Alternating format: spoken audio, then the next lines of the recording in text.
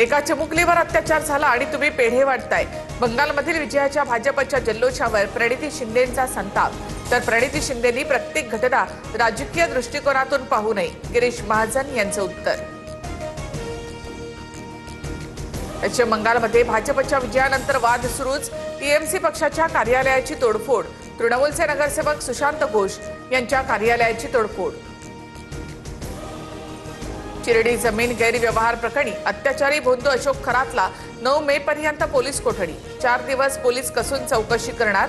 फरार आरोपी कल्पना खरातचाही शोध सुरू। भोंदू खरातने कागदपत्रांचा गैरवापर करून बोगस खाती उघडली। ईडी चौकशीत प्रतिभा चाकणकरांचा अजबच दावा। कामासाठी दिलेल्या आधार पॅन कार्डचा गैरवापर केल्याचा आरोप।